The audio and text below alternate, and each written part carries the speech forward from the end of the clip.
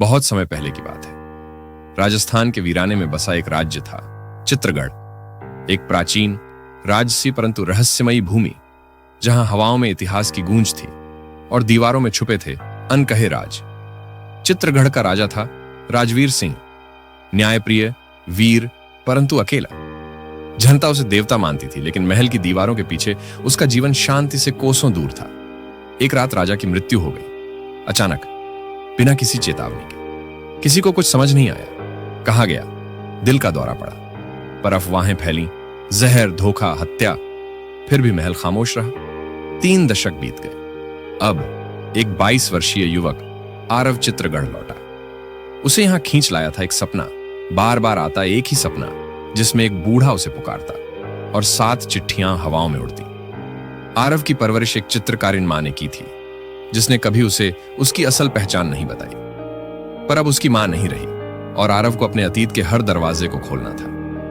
वह महल पहुंचा। टूटी दीवारें, जंग लगे दरवाजे, पर कुछ तो अब भी जिंदा था। तहखाने में एक पुरानी संदूक मिली। भीतर थीं 7 चिट्ठियां, धूल भरी, समय से झुलसी हुई। उसने पहली चिट्ठी खोली। जिसे तुम मेरा मित्र समझते हो, वही मेरा घातक निकला। उसका नाम वीरभान है, वही मेरा हत्यारा है, वही सिंहासन पर बैठा है। आरव, तुम मेरी रगों का हिस्सा हो। मेरा रक्त तुम्हारे भीतर बहता है। अब तुम्हें शुरू करना है मेरा अधूरा न्याय। आरव कांप गया। वीरभान चित्रगढ़ का वर्तमान राजा था।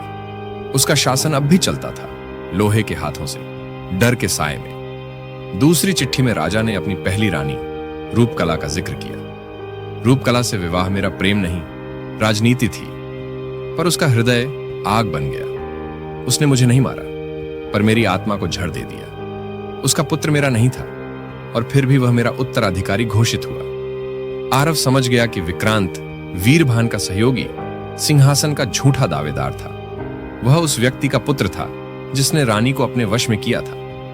एक नए झूठ की नींव थी महल में। तीसरी चिट्ठी ने सब कुछ बदल दिया। जिसे तुम मां कहते हो, वही मेरी आत्मा की सच्ची संगिनी थी। उसका नाम माया था। वह साधारण थी, पर उसकी आत्मा रानी जैसी। मैंने उसे छिपाया क्योंकि मैं तुम्हें बचाना चाहता था। मेरे खून का एकमात्र वारिस तुम हो। आरव की आंखों से आंसू बह निकले। मां अब नहीं रही थी, लेकिन राजा ने उसे पहचान दी थी। वह अब सिर्फ एक अनजान लड़का नहीं, बल्कि चित्रगढ़ का असली उत्तराधिकारी था। चौथी चिट्ठी राजा के सबसे विश्वस्त वजीर महेश दत्त के बारे में थी। महेश दत्त एक काला खेल खेलता रहा। उसने रानियों को तोड़ा, मंत्रियों को खरीदा और मेरे विश्वास को मारा। वही मेरे पतन का मुख्य रचयिता था। पर वह आज भी जीवित है, जंगलों में एक तांत्रिक बनकर। आरव ने एक गुप्त मार्ग से जंगल की ओर रुख किया। वहां उसे मिला एक बूढ़ा, काले कपड़ों में लिपटा हुआ। उसकी आंखें खाली थीं, लेकिन होठों पर अब भी झूठ मुस्कुराता था। तांत्रिक ने चेतावनी दी, हर चिट्ठी एक रूह जगाएगी। क्या तुम तैयार हो? 5वीं चिट्ठी 7 रानियों की आत्माओं की कहानी थी। 7 रानियां थीं, कोई प्रेम से, कोई डर से और कोई षड्यंत्र से बनी मेरी पत्नियां। मेरी मृत्यु के बाद सबने कुछ खोया। कोई पागल हो गई, कोई जहर पी गई और कोई आत्मा बनकर महल में कैद रह गई। उनके शाप अभी भी महल को घेरे हुए हैं। आरव महल लौटा। हर रात एक आत्मा आती। पहली रानी जले हुए वस्त्रों में, दूसरी छत से लटकती, तीसरी रक्त के आंसू रोती। उसने हर एक को शांति दी, उनकी अधूरी इच्छाओं को पूरा कर, उनकी बातों को सुनकर। छठी चिट्ठी आई, सिंहासन तुम्हारा है, पर उससे पहले आत्माओं को मुक्ति दो। सिंहासन लोहे का नहीं, तप का पात्र है। महल में रक्त बह चुका है, अब समय है न्याय का। पर याद रखो, सिंहासन से बड़ा है सत्य।